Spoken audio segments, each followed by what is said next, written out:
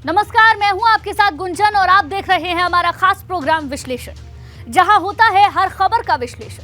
और आज विश्लेषण में बात होगी सियासत की उस हलचल की जिस पर मैनपुरी से रामपुर और रामपुर से लखनऊ तक राजनीति सरगर्म है। प्रशासन की भूमिका सियासत के केंद्र में है। शिवपाल यादव से लेकर समाजवादी पार्टी के तमाम नेता सवाल उठा रहे हैं। मुख्य निर्वाचन अधिकारी के दफ्तर के चक्कर लगा रहे हैं। इस बीच मतदान का काउंटडाउन भी जारी है। पोलिंग पार्टियां मतदान केंद्रों में पहुंच चुकी हैं। सुबह 7 बजे से मैनपुरी, खतौली और रामपुर में वोटिंग शुरू हो जाएगी। विश्लेषण में आगे बात करेंगे कि ओम प्रकाश राजभर ने मैनपुरी उपचुनाव को लेकर क्या भविष्यवाणी की है। आज इन तमाम बातों का पूरा विश्लेषण करेंगे, तो कहीं मत जाइएगा, बने रहिए हमारे साथ, क्योंकि अब होगा विश्लेषण।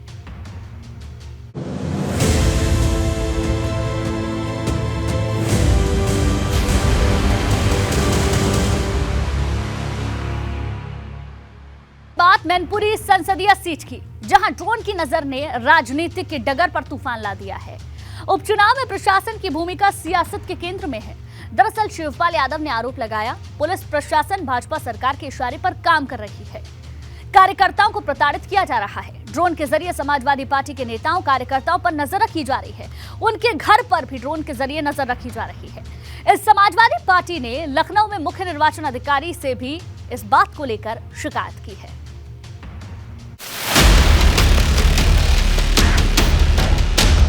ड्रोन की उड़ान, सियासत में घमासान,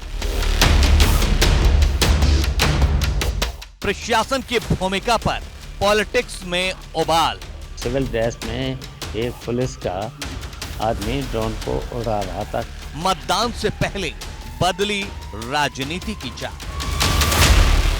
सोमवार को मैनपुरी संसदीय क्षेत्र, रामपुर और खतौली विधानसभा क्षेत्र में उपचुनाव के लिए वोट डाले जाएंगे, लेकिन इससे पहले राजनीति की डगर पर ड्रोन की नजर ने सियासी संग्राम का बिगुल फूंक दिया है। उपचुनाव में बीते कई दिनों से प्रशासन की भूमिका सवालों में है। समाजवादी पार्टी गठबंधन भाजपा सरकार पर सत्ता का गलत इस्तेमाल करने के आरोप लगा रहा है। अब शिवपाल यादव ने सीधा आरोप लगाया है कि सरकार के इशारे पर इटावा और मैनपुरी के DM, SSP, additional SP, CO और थाना अध्यक्ष काम कर रहे हैं। समाजवादी पार्टी और प्रसपा के कार्यकर्ताओं को परेशान कर रहे हैं। सरकारी अमले के ड्रोन की बुरी नजर उनके घर की ओर है। ये सुबह जब हम 9-10 बजे के बीच में ड्रोन देखा मैंने यहाँ पर, तब हमारे कुछ बरकत थे उधर से आ रहे थे, उन्होंने भी देखा है। एक सिविल ड्रेस में एक पुलिस का आदमी ड्रोन को उड़ा रहा था कॉलेज की बाउंड्री के कोने से। शिवपाल यादव के मुताबिक सुबह ताखा ब्लॉक प्रमुख ध्रुव यादव को पुलिस ने नजरबंद कर दिया है। आरोप है कि सरकार चाहती है कि जसवंत नगर विधानसभा क्षेत्र में वोट कम से कम पड़े, कि निष्पक्ष चुनाव कराएं। जिम्मेदारी यहाँ डीएम की भी है, एसएसपी की भी है कि निष्पक्ष चुनाव कराएं। लेकिन प्रशासनिक अधिकारियों को सरकार की तरफ से ऐसे निर्देश दिए गए हैं कि मतलब एक तो वोटिंग कम से कम हो। जसवंत नगर विधानसभा क्षेत्र समाजवादी पार्टी का सबसे मजबूत किला कहा जाता है। यहाँ वोटिंग प्रतिशत कम होने का मतलब है कि समाजवादी पार्टी की जीत की राह मुश्किल हो सकती है। ऐसे में समाजवादी पार्टी आक्रामक है। इस बीच समाजवादी पार्टी का एक प्रतिनिधिमंडल लखनऊ में मुख्य निर्वाचन अधिकारी से मिला। ज्ञापन सौंपकर उपचुनाव में धांधली का आरोप लगाया। समाजवादी पार्टी के विधान परिषद सदस्य राजेंद्र चौधरी ने कहा, भाजपा उपचुनाव में सपा कार्यकर्ताओं समर्थकों को वोट डालने से रोकने की साजिश कर रही है। समाजवादी पार्टी के कार्यकर्ताओं को, नेताओं को, समर्थकों को बड़े पैमाने पर धरपकड़ करने का काम चल रहा है मैनपुरी में, और उनका जो अधिकार है उसको वंचित किया जा रहा है। उत्तर प्रदेश में ये पहला ऐसा चुनाव है जिसमें सत्ता का खुला दुरुपयोग है और प्रशासन और पुलिस समाजवादी पार्टी के विरुद्ध तमाम तरह के प्रतिबंध लगा रही है। उन्होंने ये कहा है कि कल चुनाव होने हैं, लेकिन चुनाव में जिस तरीके से प्रशासनिक अधिकारी डराने का काम कर रहे हैं, जो हमारे पार्टी के समर्थक कार्यकर्ता हैं, पोलिंग बूथ के इंचार्ज हैं, उनके घरों पर पुलिस छापा डाल रही है। और एक रिजवान नाम का व्यक्ति कल पुलिस घर में उसके घुस गई और वो कूद कर भागा और तालाब में कूद करके उसकी मौत हो गई। तो इतना दहशत का माहौल पैदा किया जा रहा है कि मतदान निष्पक्ष नहीं हो पाए। हालांकि समाजवादी पार्टी के इस आक्रामक अंदाज को भाजपा हार का एहसास करार दे रही है। उप मुख्यमंत्री केशव प्रसाद मौर्य का दावा है कि निष्पक्ष चुनाव सपा की हार की गारंटी है। केशव प्रसाद मौर्य ने अपने ट्वीट में लिखा, मैनपुरी में निष्पक्ष चुनाव सपा की साइकिल पंचर होने और कमल के फूल खिलने की गारंटी है। शासन पे गलत आरोप लगा रहे हैं। भारतीय जनता पार्टी स्वस्थ लोकतंत्र की पक्षधर है और जिनके खिलाफ जो कार्रवाई हो रही है तो प्रशासन कर रहा है, वो सब कहीं ना कहीं गुंडे बदमाश और सब पे मुकदमा दर्ज है, सबका आपराधिक है। फिलहाल अब गेंद चुनाव आयोग के पाले में है कि वो समाजवादी पार्टी की शिकायतों पर क्या एक्शन लेता है। इस बीच मैनपुरी संसदीय क्षेत्र में मतदान की तैयारियां पूरी कर ली गई हैं और सभी की नजर सोमवार को होने वाले मतदान पर है। इटावा से मोहम्मद फारिक और लखनऊ से विवेक त्रिपाठी के साथ ब्यूरो रिपोर्ट, एबीपी गंगा। उपचुनाव में प्रशासन की भूमिका को लेकर समाजवादी पार्टी मैनपुरी से लखनऊ तक सवाल उठा रही है। इस बीच रामपुर में समाजवादी पार्टी के प्रत्याशी आसिम राजा धरने पर बैठ गए। आसिम राजा की नाराजगी समाजवादी पार्टी के बूथ एजेंट पर कार्रवाई को लेकर है और आरोप है कि पुलिस बेवजह समाजवादी पार्टी के कार्यकर्ताओं को परेशान कर रही है, उपचुनाव का रुख बदलने की कोशिश कर रही है।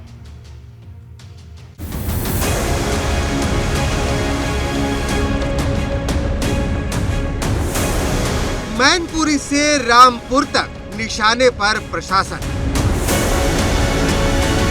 धरने पर आसिम राजा, बढ़ी सियासी टेंशन।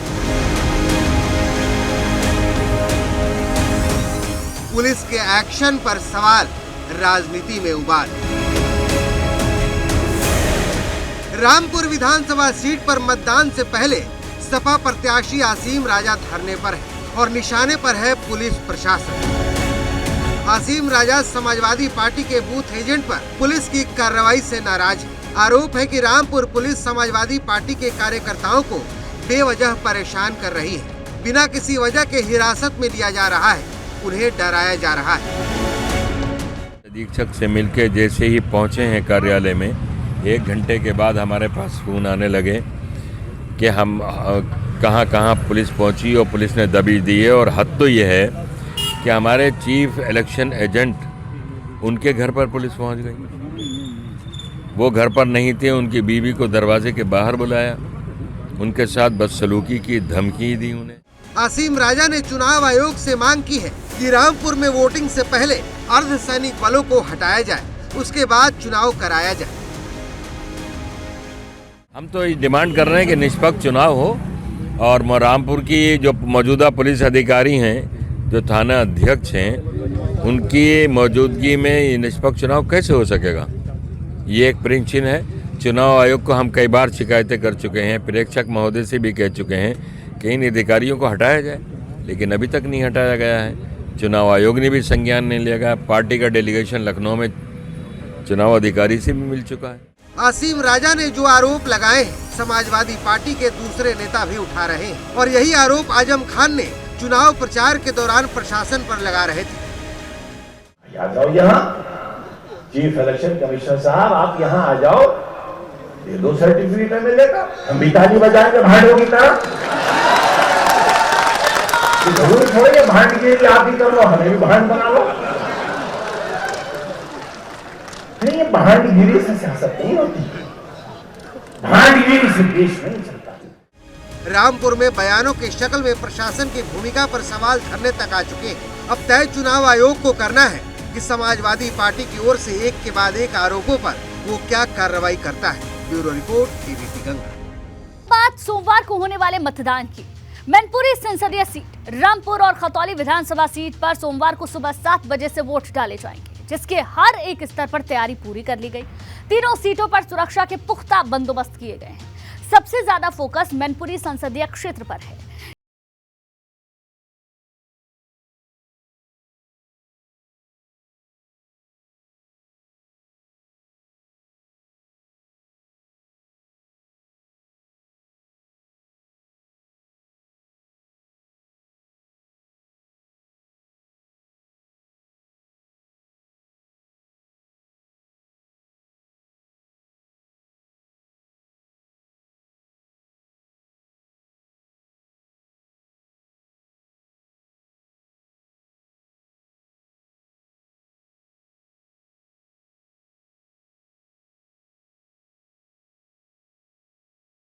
तक चुनाव आयोग की तैयारियां पूरी है। अब जनता की बारी है। सभी की निगाहें मतदान पर है। सबसे ज्यादा चर्चा मैनपुरी संसदीय सीट की है। मैनपुरी संसदीय क्षेत्र में कुल 1259 मतदान केंद्र बनाए गए हैं। पोलिंग बूथों की संख्या 1756 है। 28 जोनल मजिस्ट्रेट, 163 सेक्टर मजिस्ट्रेट, 9015 मतदान कर्मियों की तैनाती की गई है। मैनपुरी में 175 पोलिंग पार्टियों को रिजर्व रखा गया है। करीब 17,000 से ज्यादा पुलिसकर्मियों की मैदान में तैनाती है। सभी मतदान केंद्रों के लिए पोलिंग पार्टियों को पहले ही रवाना कर दिया गया है। मैनपुरी संसदीय क्षेत्र रामपुर और खतौली विधानसभा क्षेत्र में सोमवार को सुबह 7 बजे से शाम के 6 बजे तक वोट डाले जाएंगे। रामपुर विधानसभा क्षेत्र में 454 पोलिंग बूथ बनाए गए हैं। उपचुनाव के लिए 2000 कर्मचारियों की ड्यूटी लगाई गई है। 34 सेक्टर मजिस्ट्रेट, 6 जोनल मजिस्ट्रेट की तैनाती की गई है। शिकायतों के लिए अलग से कंट्रोल रूम बनाया गया है। रामपुर विधानसभा क्षेत्र में मतदाताओं की संख्या 3,88,994 है, जो कि उम्मीदवारों की किस्मत का फैसला करेंगे। कल निर्वाचन होना है, सारी तैयारियां हम लोगों ने कंप्लीट कर ली हैं। 454 सभी बूथों के लिए हमारी जो पोलिंग पार्टीज़ हैं, सभी पोलिंग पार्टीज़ रवाना हो गई हैं और जो सकुशल मतदान संपन्न कराएंगी। कल सुबह 7 बजे से मतदान शुरू होगा, जो शाम को 6 बजे तक चलेगा। और कहीं जो शिकायतें आएंगी उसके लिए हमने कंट्रोल रूम भी स्थापित किया है। प्रशासन का दावा है कि हर एक स्तर पर तैयारियां पूरी हैं। एक दावा रामपुर से भाजपा प्रत्याशी आकाश सक्सेना का भी है। रामपुर हमेशा से ही शहीदों की धरती रहा है। रामपुर का नाता हर उस आदमी से रहा है जिसने रामपुर के लिए हमेशा बहुत बड़ा करने की सोची थी, लेकिन हमारे यहाँ की परिस्थितियाँ कुछ अलग तरीके की रहीं, जिससे 45 सालों में रामपुर का नाम बहुत ख़राब तरीके से देश में मशहूर हुआ। आज ईश्वर के आशीर्वाद से एक नए रामपुर की शुरुआत होने जा रही है और वो शुरुआत हमने यहाँ आशीर्वाद लेकर यहाँ से की है। रामपुर में भाजपा बनाम सपा की लड़ाई है, तो खतौली विधानसभा क्षेत्र में रालोद और भाजपा के बीच मुकाबला है।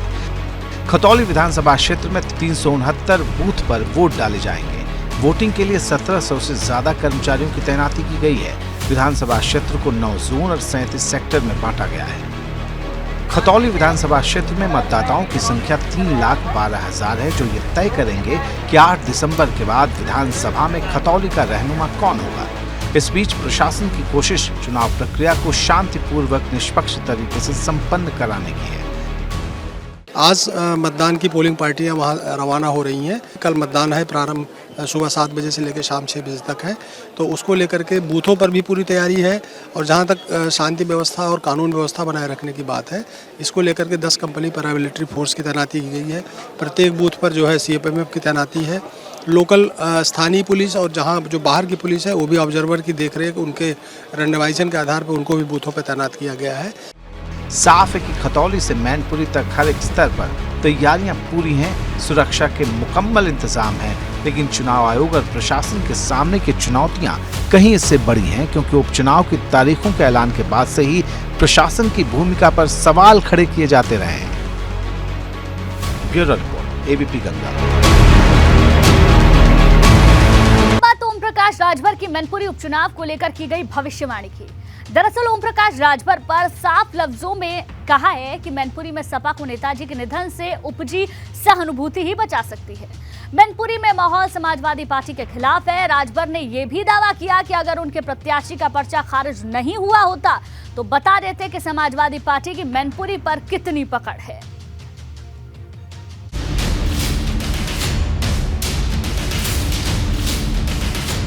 हमारे वोट की गिनती नहीं थी, दुर्भाग्य हमारा पर्चा खारिज हो गया, नहीं तो हम तो बता ही देते। ओम प्रकाश राजभर की पार्टी मैनपुरी के उपचुनाव में नहीं है। रामपुर और खतौली की सीट पर सुभाषपा ने प्रत्याशी उतारा, लेकिन राजभर प्रचार के लिए गए नहीं। फिर भी ओम प्रकाश राजभर के निशाने पर अखिलेश यादव है और जुबान पर मैनपुरी सीट है। ओम प्रकाश राजभर का दावा है कि मैनपुरी संसदीय सीट पर उनके प्रत्याशी का पर्चा खारिज हो गया, नहीं तो पिक्चर कुछ और होती। हमारे वोट की गिनती नहीं थी, दुर्भाग्य हमारा पर्चा खारिज हो गया, नहीं तो हम तो बता ही देते। कश्यप वोट की गिनती वहाँ नहीं है। जहाँ 2 लाख वोट है उसकी गिनती नहीं। पाल प्रजापति का उसका 2 लाख वोट है, गिनती नहीं। 3 लाख के ऊपर वोट है साक का, उसकी गिनती नहीं। खाली वहाँ समाजवादी पार्टी माने खाली मुसलमान यादव रहता है और तो कोई रहता नहीं है। तो समझ में आ जाएगा कि वो रहता है तो वहाँ पर ही। विधानसभा चुनाव के बाद हुए रामपुर और आजमगढ़ लोकसभा उपचुनाव के नतीजों ने समाजवादी पार्टी के साथ सुभाषपा के रिश्तों में दरार पड़ गई थी। इसके बाद से ही ओम प्रकाश राजभर अखिलेश यादव पर हमला करने की ताक में रहते हैं। मैनपुरी उपचुनाव को लेकर भी ओम प्रकाश राजभर का दावा है कि मैनपुरी में नेताजी के निधन से उपजी सहानुभूति ही सपा को बचा सकती है, नहीं तो जमीन पर माहौल समाजवादी पार्टी के खिलाफ है। समाजवादी पार्टी से साक, कश्यप, पाल, प्रजापति, नाई, गुण, बंजारा, बहेलिया, खंघार, आर्य, कर्कबंशी नफरत करता है। नाराज नहीं है, नफरत करता है। जो 4 बार की सरकार थी उससे वहाँ उन लोग नफरत करते हैं। अब सवाल खाली सिर्फ इतना है कि नेताजी का निधन हुआ, उनकी सिंपैथी है। जुलाई के महीने में समाजवादी पार्टी और सुभाषपा की राहें अलग हो गई थी। तब से अब तक ओम प्रकाश राजभर ने किसी दूसरे पार्टी के साथ आधिकारिक तौर पर कोई गठबंधन तो नहीं बनाया, लेकिन उनके सुर भाजपा के लिए सॉफ्ट रहे और अखिलेश यादव पर तल्ख। हालांकि आने वाले दिनों में ओम प्रकाश राजभर किसके साथ होंगे कहना बड़ा मुश्किल है। Bureau report, ABP Ganga. बात उत्तर प्रदेश विधानमंडल के शीतकालीन सत्र की, जिसका आगाज कल से हो रहा है। सत्र से पहले आज विधानसभा अध्यक्ष सतीश महाना की अध्यक्षता में सर्वदलीय बैठक बुलाई गई, जिसमें सभी दलों के नेता मौजूद रहे। शीतकालीन सत्र में सरकार अनुपूरक बजट पेश करेगी। माना यह जा रहा है कि सरकार 50,000 करोड़ का अनुपूरक बजट पेश कर सकती है। शीतकालीन सत्र 7 दिसंबर तक चलेगा।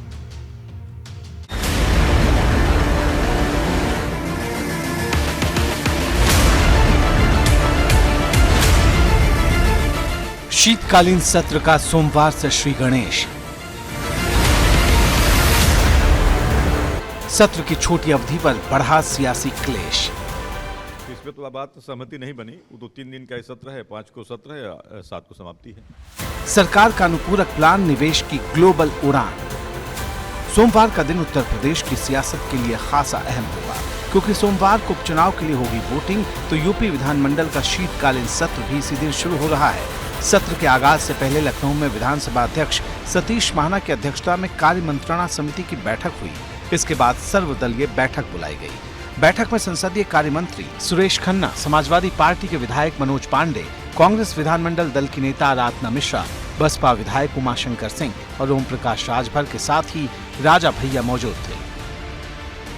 नहीं, हमने सदन को अवगत करा दिया और ये प्रारंभ में ही कार्य मंत्रणा में ये हम लोगों ने आग्रह किया कि केवल माननीय नेता प्रतिपक्ष ही नहीं, अगर आप देखें तो कई ऐसे माननीय सदस्य हैं जो 3 उपचुनाव में कहीं न कहीं से विधानसभा के सदस्य हैं। सबसे बड़ी इस लोकसभा का चुनाव है और 2 जगह विधानसभाओं का चुनाव है, तो वो अपने मत का प्रयोग अगर वहाँ करेंगे तो उस हाउस में नहीं आ पाएंगे। आग्रह किया गया था कि हाउस को 5 तारीख को स्थगित किया जाए। मना कर रहा है। देखिए, यही तो है कि जब कार्य मंत्रणा की बैठक होती है, सर्वदलीय बैठक होती है, तो वहाँ अच्छे मीठे बात की जाती है, मीठी बात की जाती है। जब वही सदन के अंदर जाते हैं तो फिर कार्य मंत्रणा की बात भूल जाते हैं और विधायक ये सर्वदलीय बैठक जब होती है उसको भी भूल जाते हैं। फिर वहाँ जवाब बताते हैं, फिर शुरू कर देते हैं। दिलचस्प बात यह है कि सर्वदलीय बैठक में अखिलेश यादव और सीएम योगी आदित्यनाथ शामिल नहीं हुए। मैनपुरी में मतदान के चलते अखिलेश यादव विधानसभा सत्र के पहले दिन भी सदन में मौजूद नहीं रहेंगे। इस बारे में पत्र के जरिए पहले ही विधानसभा अध्यक्ष को जानकारी दे दी गई है। नेता प्रतिपक्ष का सवाल है तो अवगत करा दिया है हमने कि नेता प्रतिपक्ष के यहाँ कल खुद मतदान है और वो करहल से स्वयं मतदाता हैं, तो इसलिए वो नहीं आ पाएंगे। कल सदन में वो उपस्थित नहीं। शीतकालीन सत्र के दौरान सरकार अनुपूरक बजट 2022-23 सदन के पटल पर रखेगी। माना जा रहा है कि अनुपूरक बजट 50,000 करोड़ का हो सकता है। अनुपूरक बजट के जरिए यूपी में जारी मेट्रो प्रोजेक्ट और फरवरी में होने वाली ग्लोबल इन्वेस्टर समिट की धनराशि की व्यवस्था की जाएगी। निकाय चुनाव से पहले सरकार शहरी निकायों के विकास को लेकर भी अनुपूरक बजट में कोई बड़ा ऐलान कर सकती है। यूपी विधानसभा के शीतकालीन सत्र की सोमवार से शुरुआत हो रही है। 5 दिसंबर से शुरू होकर ये जो सत्र है वो 7 दिसंबर तक चलेगा और इस शीतकालीन सत्र में योगी सरकार इस वित्तीय वर्ष का अपना पहला अनुपूरक बजट पेश करेगी। जब बजट सत्र था तब सरकार ने 6,15,000 करोड़ से ज़्यादा का बजट पेश किया था और माना जा रहा है कि ये जो अनुपूरक बजट होगा उसका भी आकार 50,000 करोड़ से ज़्यादा का हो सकता है। कोरोना संकट के बाद यूपी में हर एक सत्र की अवधि कम हो रही है। शीतकालीन सत्र भी 5 दिसंबर से 7 दिसंबर तक यानी महज 3 दिन तक चलेगा, जिस पर विपक्ष एक सुर में सरकार की मंशा पर सवाल उठा रहा है। की तरफ से सदन को चलाने में जो विपक्ष का सहयोग मांगा गया, तो इस अवसर पर हमने बताया कि मुख्य विपक्षी दल समाजवादी पार्टी है और पिछले चुनाव के बाद से लगातार हाउस को चलाने में समाजवादी पार्टी का योगदान रहा, लेकिन हाउस अच्छा चले और अच्छा संचालित हो, इसमें विपक्ष की भूमिका से ज़्यादा सत्तारूढ़ दल और सत्ता में बैठे हुए लोगों की जिम्मेदारी होती है और दायित्व होता है कि अगर सदन व्यवस्थित चलना है तो सदन में उनका भी सहयोग रहना चाहिए, सकारात्मक सहयोग रहना चाहिए। हम लोगों ने, सभी लोगों ने मिल करके, सभी दलीय नेताओं ने इस बात पे जोर दिया कि सत्र चूँकि इतने कम दिन के लिए ना आहूत की जाए, क्योंकि 3 दिन में 3 दिन का सत्र बहुत छोटा होता है।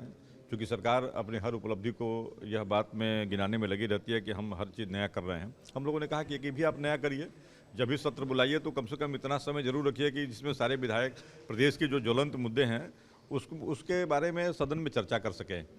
तो इसमें तो बात सहमति नहीं बनी। वो तो 3 दिन का सत्र है, 5 को सत्र है, 7 को समाप्ति है। सर्वदलीय बैठक में समाजवादी पार्टी की तरफ से मांग की गई है कि पहले दिन मुलायम सिंह यादव के निधन पर शोक संवेदना प्रकट करने के बाद सत्र की कार्यवाही आगे न बढ़ाई जाए। हालांकि सोमवार को सदन में कार्यवाही चलेगी या नहीं, सस्पेंस कायम है। एबीपी गंगा के लिए लखनऊ से अनुभव शुक्ला की रिपोर्ट।